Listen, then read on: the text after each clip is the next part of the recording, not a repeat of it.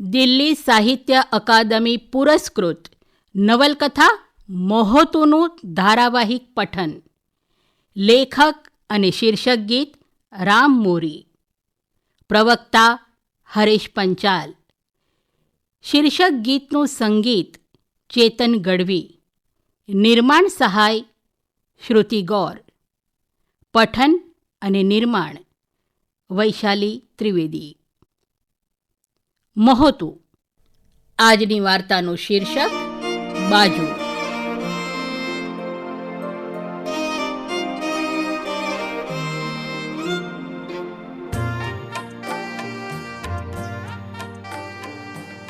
શ્રોતા મિત્રો, છેલ્લા 14 દિવસથી રામમોરી લિખિત અને દિલ્હી સાહિત્ય અકાદમી પુરસ્કૃત વાર્તા સંગ્રહ મહોતુની અનેક બળુકી વાર્તાઓનો આસ્વાદ આપ માણી રહ્યા છો. મહોતુ, બળતરા, નાથી, સારાદી, વાવ, હવડ, જીવી જેટલા ટૂંકા અને નાના શીર્ષક એટલા જ નાના અને નજીવા કારણ હોય છે જીવનનું વહેણ બદલાવવા. આ કારણો સુંવાળા દેખાતા રસ્તા પર વેરાયેલી ઝીણી કરચો જેવા હોય છે, જે કદાચ સ્થૂળ દ્રષ્ટિએ નજરે ન પડે, પણ જો ચાલવા જાઓ તો પગના તળિયે ખૂંચે ખરી અને કદાચ લોહી લુહાણ કરી નાખે અને ધ્યાન ન રહે તો અપંગ જ બનાવી દે. પિયર સાસરામાં અકારણે થતા જુલમ, યુવાનીના ઉન્માદમાં ક્ષણિક આવેશને લીધે ફંટાતા રસ્તા, સામાજિક વ્યવસ્થાને તૂટી પડતા અટકાવવા લેવાતો સ્ત્રીઓનો ભોગ, સ્વતંત્રતાને નામે જીવનમાં વેરાતા સ્વચ્છંદતાના કાંટા, આ બધા જ આપણે વીણીને સ્વચ્છ કરવાની જરૂરિયાત આ 21મી સદીની છે. દીકરીઓ જન્મતા વેત જ કચરા પેટીએ ફેંકાય કે માંસના ટુકડાની જેમ કાપીને ગુણીઓમાં ઠાંસી ઠાંસીને ભરાય કે પછી મસ્ત મોટા ટાવરની બાલ્કનીએ ટીંગાડેલી રસ્સીએ અટવાય અને છેલ્લે હવસના નહોરે પીંખાય, વિંધાય અને છિન્ન વિછિન્ન થાય, એ આપણે સૌ માટે શર્મજનક છે. રામમોરી લેખક સહિત આકાશવાણીનો પણ એક નમ્ર પ્રયાસ છે કે આ દિશાએ કંઈક નક્કર થાય. તમે પણ તમારી આસપાસ ક્યારેક આ ચીસ કે કોઈકનો આર્તનાદ સંભળાય તો એક ક્ષણ રોકાશો ને? સૈયર મારી માડીએ ઓઢણી માટાકી વર્તાયું રે હારે મારા મલકની ગોજારી વાતો ઢાંકી વર્તાયું રે સૈયર મેં તો દુખડા ગોટીને મહેંદી વાવી વર્તાયું રે હારે હું તો સુખડા લઈ દોડી દોડી આવી વર્તાયું રે સૈયર મારી માડીએ ઓઢણી માટાકી વર્તાયું. આજે સમાપન કરીએ. આવો સાંભળીએ વાર્તા બાજુ. એટલે તમે જીવીને નથી ઓળખતા? આ રામજી મંદિરની બાજુમાં પટેલ અને ભાયાતુના જે ડેલા છે, હા, એટલે એ ન્યા નથી રહેતી, પણ એ ડેલીની બાજુમાં પતરાની જે કાટ ખાઈ ગયેલ ઝાપા જેવા બારણાવાળી ખડકી છે ને, એ જીવીનું સરનામું. તમે ગામમાં જઈને પૂછો કે જીવીનું ઘર ક્યાં, તો વેદ જેવડું છોરો એ તમને જીવીની ખડકી ચીંધી જાય. એટલે એ આટલી જાણીતી કેમ એવું પણ તમને થાય તો કહી દઉં કે જીવરી બહુ વાહ હારે વાતો કરે એવી મીઠડી, કોઈ પણને પરાણે વાલી લાગે એવી. આ જુઓ, આપણે વાતું કરીએ છીએ ત્યાં જુઓ, પેલી હાથમાં દૂધની નાની બરણી લઈને એની ઝાંઝરીની ઘૂઘરી રણકે એમ પથ્થરો ઠેકતી, લાંબો ચોટલો ને એમાં દેવુબાનું પાંથીએ સીંચી આપેલું તેલ, એની મોટી કોડી જેવી આંખોને પટપટાવતી, ગામ આખું સાંભળે એમ ગીત ગાતી ગાતી આજે 14 વર્ષનું વાવાઝોડું સામેથી આવે છે ને, એ જીવી. 6 વર્ષ જીવવાની ભમરાણી, 4 બહેનો ને 3 ભાઈઓમાં સૌથી નાની. જીવીના જન્મ પછી જીવી તો જીવી, પણ એના બાપુ ન જીવી શક્યા. કોક અકસ્માતે લાંબે ગામત્રે જતા રહ્યા. પણ જીવીના બા દેવુમાએ પછી રાત દી જોયા વિના કાળી મજૂરી કરીને 8 જણાના પેટ ભરવાનું ચાલુ કરી દીધું. પણ બેન એમ તે કાંઈ પેટ ભરાય? એ તો ટંકે ટંકે નકટું થઈ તમારી સામે કોરી આગ અંદર ફૂંક્યા જ કરે. ને દેવુમાને 2 છેડા ભેગા કરતા તો મોઢે ફીણ આવી જાય. પણ જાતની ભાઈ તો અસલ રજપૂતાણીઓ, મરી જાય પણ માંગે નહીં. એ ધર્મે એ તો ભવ આખો ખભે ચડાવી બાપડી ઘર ખેંચતી રહી ને છોકરાઓએ 2 પૈસા કમાવા જ્યાં ત્યાં ફૂલ કે પાંખડી મળે એમ જાતે તોડવા માંડ્યા. રાત પડે ને બધા ખડકીમાં થાક્યા પાક્યા એક ઓરડા ને નાની ઓસરીવાળા ઘરમાં ગાર પર ગોદડા પાથરીને બખોલમાં ગલુડિયા લપાય એમ હુઈ રહે. આ જીવી તો સૌથી નાની એટલે એ કામે ન જતી, પણ આખો દિવસ બચાડી ઘરકામ કર્યા કરે. દેવુમાં રોટલા ઘડી નાખે ત્યાં સુધીમાં જીવી ગામની ડેરીએથી દૂધ લઈને આવતી રહે. રોટલા ઘડાતા જાય એમ જીવી એક એક ભાનુડાને જગાડતી જાય ને વાળું કરાવતી જાય. બહુ જ બોલ બોલ કર્યા કરે હો જીવી. એનાથી ન કંટાળે એક એના દેવુબા ને બીજી કરશન પટેલની રેખડી. આ 2 જીવીના ખાસ. ને જીવીના ગીતોનું ગણગણ તો આખો દી ચાલુ જ હોય.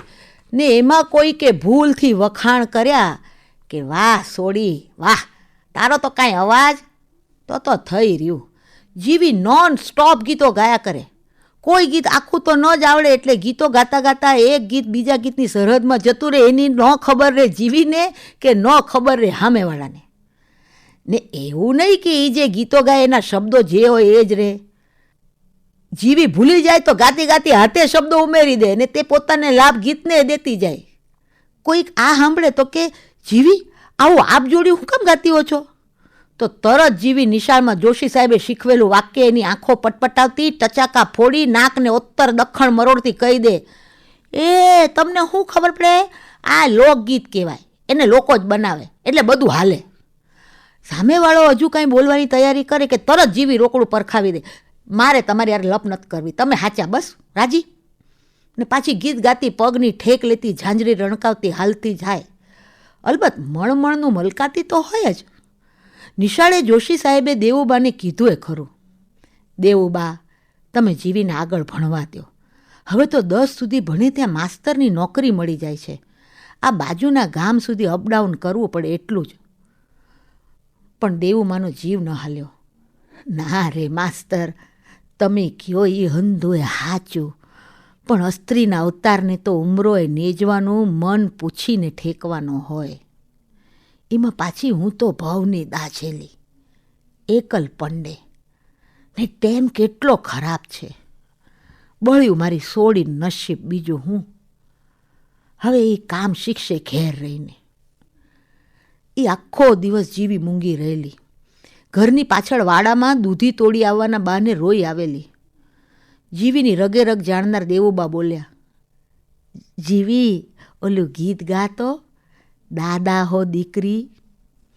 ને પછી અડધી કલાક જીવીની કેસેટ વાગેલી.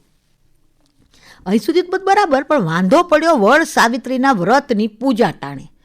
જીવીની ખાસ બેનપણી રેખડી એના બાનું ઘરચોળું પહેરીને આવેલી ને જીવીએ પહેરીતી જૂની લાલ દરબારી બાંધણી. ત્યાં સુધી જો કે વાંધો નહોતો, પણ જીવી આખી પૂજામાં જોતી રહી રેખડીના જમણા હાથની કોણી ઉપર પહેરેલું સોનાનું બાજુ. એ બાજુમાં અંદર જડાવેલ લાલ પથ્થર ને છેડે લાઈન બંધ ગોઠવાયેલી ઘૂઘરીઓ. એ ન્યા તો કંઈ ન બોલી, પણ ઘેર આવીને દેવુમાને કે, બા મને તમારી બાજુ પહેરવા આપો. જીવીએ કરેલી આ વિચિત્ર માંગણીની અપેક્ષા તો દેવુમાં સહિત કોઈએ રાખી નહોતી. આ વળી હું નવું સૂઝ્યું તને? મોટી બેને ફળિયું વાળતા વળતા પૂછ્યું. લે હવે ફરાળ કરવા બેહી જા. દેવુમાએ તાવડી પર શેકેલી શીંગ જીવી સામે ધરી. જીવી તો પૂજાની થાળી કોરે મૂકીને સીધી ઓરડામાં ગઈને પેટી ખોલીને બધા પોટલા કાઢ્યા. અડધી પેટી ખાલી કરી નાખી. પછી ઉપવાસના લીધે હાંફી ગઈ તે બેસી પડી. દેવુબા અંદર ઓરડામાં આવ્યા અને બધો સામાન ફેંદાયેલો જોયો કે એની કમાન છટકી. આ તને કઈ ભાન પડે છે, હું ફેંદવા બેઠી છો? કામ તો કાંઈ કરે નહીં, કામ વધારતી જ હોય છે. કાંઈ કહેતા નથી તે દાડે દાડે બગડતી જાય છે. બા મને બાજુ જોવે છે. બાજુ ક્યાંથી લાવું? પેર તારી માનું કપાળ. આ તમારા બાપ ખજાના દાટી ગયા છે? ને દેવુમાં ફેંદાયેલા લુગડાના ઢગલા પર બેહી પડ્યા ને 2 હાથે મોઢું ઢાંકીને રોઈ પડ્યા.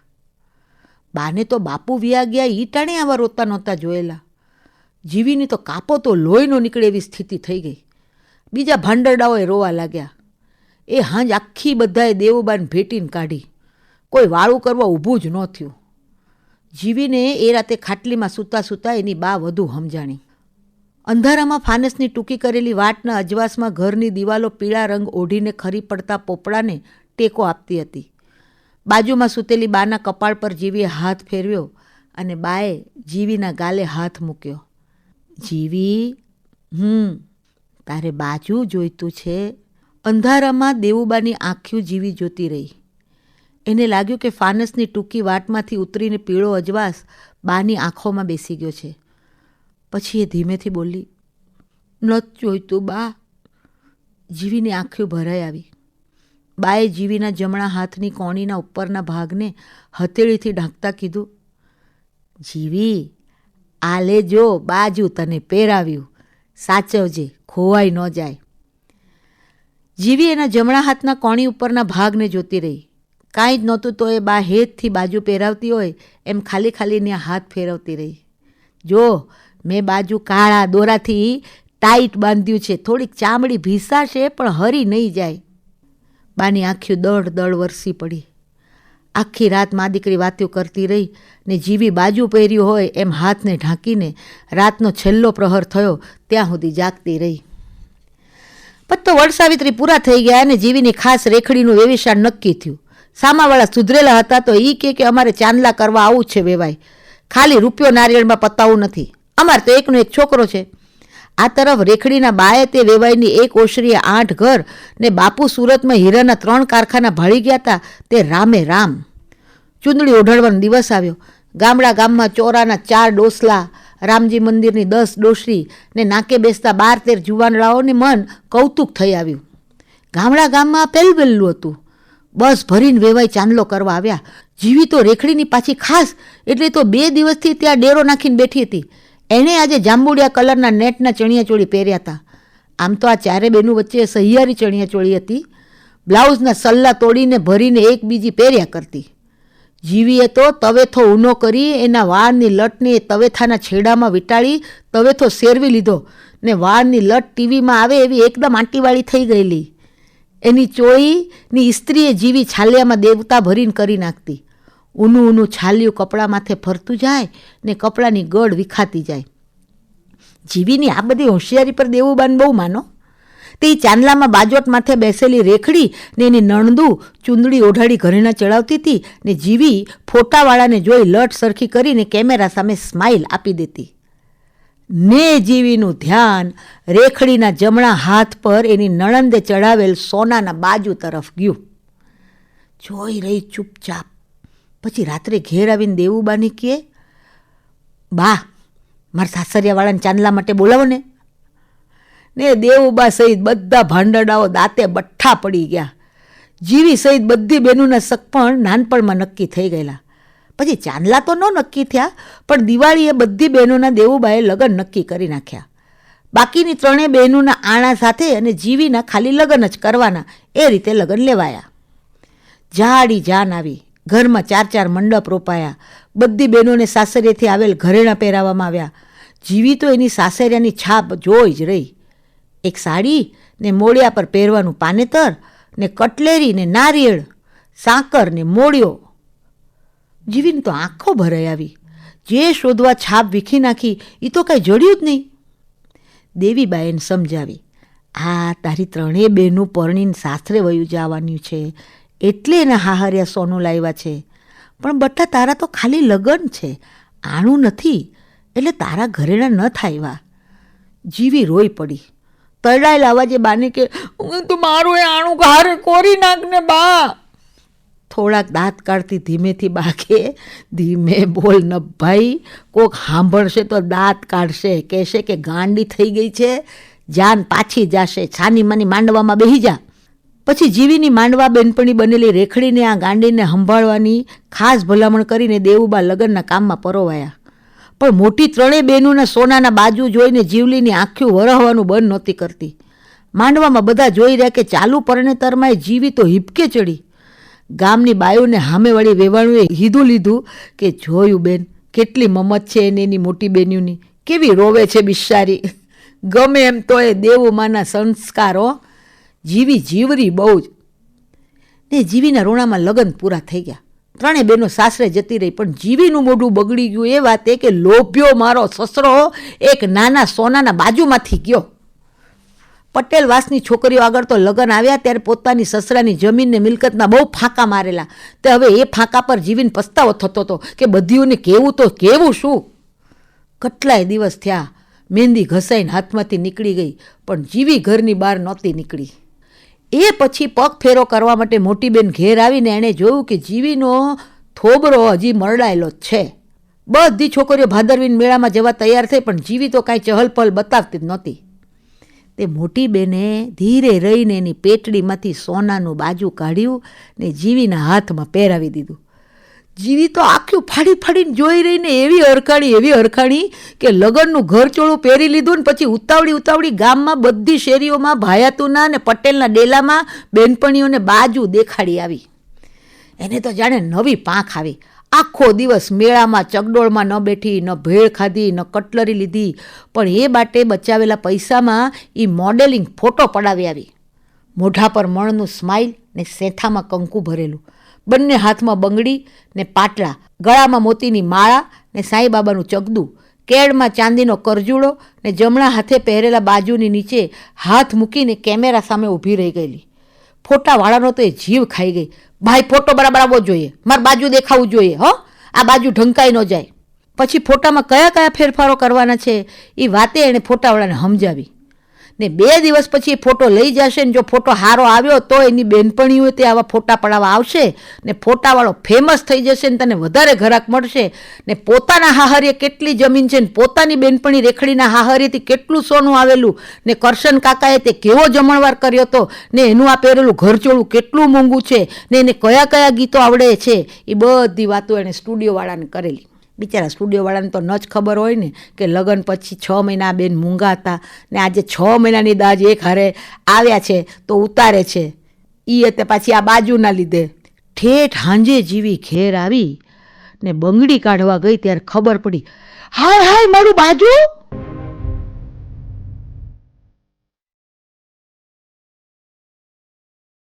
ઓરડામાં જેણે તો લાંબા હાદે રોવાનું ચાલુ કર્યું. પછી તો એના 2 ભાઈઓ બત્તી લઈ ઠેઠ શિયોર મેળા સુધી ગયા તપાસ કરવા. દેવુબાએ તે ભાયાત ને પટેલની ડેલી સુધી જઈ આવ્યા. મોટી બેનને જીવી શેરી ખૂંદી આવ્યા. સરવાળે કશું હાથમાં ન. તે રાત્રે પછી દેવુબાએ જીવીને નિંધારી. મોટી બેન આડા આવ્યા ને જીવીને માર ખાતા અટકાવી. સવારે દેવુબાએ મોટી બેનના સાસરે ભાયાતના ડેલેથી ફોન જોડ્યો ને બાજુ ખોવાઈ ગયો એની માફી માંગી. જવાબમાં સામેવાળા આવી ને મોટીને રાતોરાત પાછી તેડી ગયા. જીવીને તો આ વાતની એટલી મોટી ઠેસ લાગી કે એનું બોલવા ચાલવાનું હાવ ઓછું થઈ ગયું. હવે તો સપનામાં એને એવું આવતું કે આજુબાજુ મોટા ચગડોળ ફરતા હોય, ફેરિયાની બૂમાબૂમ, પાણીપુરીના ઠેલાઓ લાગેલા હોય, કટલેરીની દુકાનો લાગેલી હોય, છૂંદણા છૂંદાતા હોય, બધી બેનપણીઓ હસાહસ કરતી હોય. પેલો મોડેલિંગ ફોટોવાળો કહેતો હોય કે બેન તમારો ફોટો તો લઈ જાય, બહુ મસ્ત આવ્યો છે, તમારું બાજુ બહુ સારું લાગે છે. ને સપનામાં એને દેખાય કે આખા મેળામાં એ તો બસ બાજુ શોધે છે ને ઘેર કોરે બેઠી મોટી બેન રોયા કરે છે, બા ભાયાતુના ડેલા ખખડાવે છે ને જીવી જાગી જતી ને ખાટલીમાં બેઠી રોયા કરતી. દેવુબા જાગી જતા ને જીવીને છાની રાખતા. જીવી દેવુબાને ભેટીને સૂઈ જતી ને ડાબા હાથથી જમણા હાથની કોણીવાળો ભાગ એ અનાયાસે ઢાંકી દેતી. સમય પડખા બદલતો રહ્યો ને જીવી નાગરવેલની જેમ વધતી હાલી. જીવીના હાહરી આણાનું પૂછાવ્યું ને દેવુબાએ હા પાડી દીધી. જીવીનો કરિયાવર સંકેલાતો ગયો. બધી બહેનો સાસરેથી આવી ગઈ. મોટી બેનના જમણા હાથ પર જીવીએ પહેલાં હતું એના કરતાં મોટું બાજુ જોયું ત્યારે એ કેટલા સમય હરખાણી. જીવીનું આણું કરવા સાસરિયાવાળા ટ્રેક્ટર લઈને આવ્યા. ડાયરો ભરાયો. ઘરેણાને સાડીની છાબ લઈને બાયુ જીવીને તૈયાર કરતી હતી. એ ઓયડામાં આવ્યું. રેખડી ધીમેથી જીવીના કાનમાં બોલી, એ જીવલી, તાર સાસરિયા બાકી કાંઈ બાજુ લાવ્યા છે? હું તો બળીને અડધી થઈ ગઈ. હાટ, તું તો જોજે તો ખરી. જીવીએ એનો હાથ પકડી લીધો. ખા તારાડી ખોડિયારના હમ કે તું સાચું કે છે? અરે મારા ભોલિયાના બાપાના હમ. હા.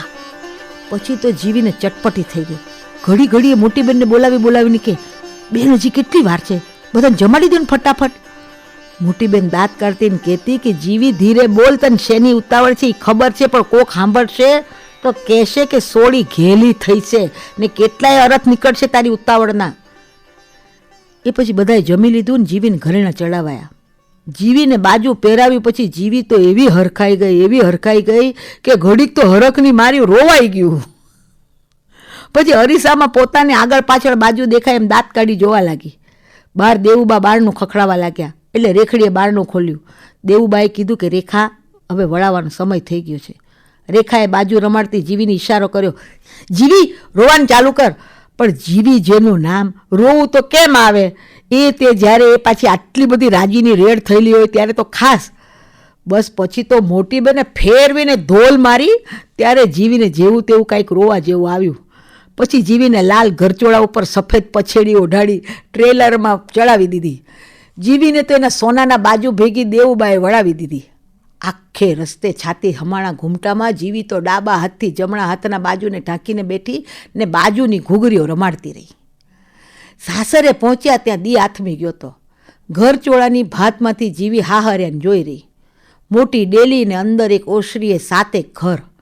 મોટું ફળિયું ને ફળિયામાં મોટો લીમડો. એક બાજુમાં ગમાણમાં ભેંસો ને બળદ બાંધેલા ને બીજી બાજુ પાણીની મોટી કુંડી. નણદુએ જીવીને એક ઓરડામાં બેહાડી. જમીન પર પાથરેલા ગોદડા પર બેસીને કુળદેવીના થાનકે જીવીએ 2 હાથ જોડ્યા ને પગ સંકોરી મોં નીચે રાખીને બેહી ગઈ. કુટુંબની એક પછી એક બાઈઓ આવીને દુખણા લઈ જાય ને જીવીને 10-10ની નોટો પકડાવતી જાય. ગામના મંદિરે ઝાલર વાગી. રહોડામાં રોટલા ટીપાતા હતા. થોડી વારે જેવો તેવો દેકારો સંભળાયો એટલે પોતાનું બાજુ પંપાડવાનું મૂકી જીવીએ નણંદને હળવેકથી પૂછ્યું, ઘરમાં કાંઈ થાયું છે બેન? નણંદે જીવી સામે જોતા કહ્યું, ભાભી, કાળનું વરસ છે એટલે તમને બધા ઘરેણાં કરાવી શકાય એવી બાપુની પરિસ્થિતિ નહોતી એટલે તમને મોટા ભાભીના ઘરેણાં ચડાવ્યા છે ને હવે તમે ઘરમાં આવી ગયા છો તો ભાભી એના ઘરેણાં પાછા માંગે છે. એમાં બધી ચણભણ હાલે છે. જીવીએ તો આ સાંભળતા એનું બાજુ કસકસાવીને પકડી રાખ્યું ને જમીન તરફ જોઈ રહી. બહાર અવાજો વધવા લાગ્યા. થોડી વારે જીવી હતી એ ઓરડામાં એક આદમી આવ્યો. જીવી હજુ એને ઓળખે ન ઓળખે ત્યાં પેલા કીધું, એ હા, તાર ઘરેણા ઉતાર, મોટા ભાભીને પાછા આપી દેવાના છે. ખોટી લપ કરવા ચડી ગયા છે અટાણમાં. હવે સમો વર્તે છે, હારી ન હો. જીવીએ 5 હાથ પૂરન જોઈ રહી. આછું અને ચોરીમાં પરણેતરના લાલ બાંધણીના ઘૂમટામાંથી જોયાનું યાદ આવ્યું. જીવીની આંખો ભરાઈ ગઈ. હામોવાળો ધૂંધળો દેખાવા લાગ્યો. એણે ઘરેણા ઉતાર્યા. આ બાજુએ ઉતારવાનું છે, પેલી ધૂંધળાશમાંથી અવાજ આવ્યો. જીવીએ મહા મહેનતે બાજુ ઉતારવાનો પ્રયત્ન કર્યો પણ કોઈ વાતે બાજુની આંકડી ખુલતી નહોતી. નણંદે બેહીને ફટાફટ ખોલી આપીને બાજુ ઉતરી ગયું. હવે ઘરમાં જીવી એકલી પડી. ડાબા હાથથી જમણા હાથના બાજુવાળા ભાગને ઢાંકતી એ હિપકે ચડી.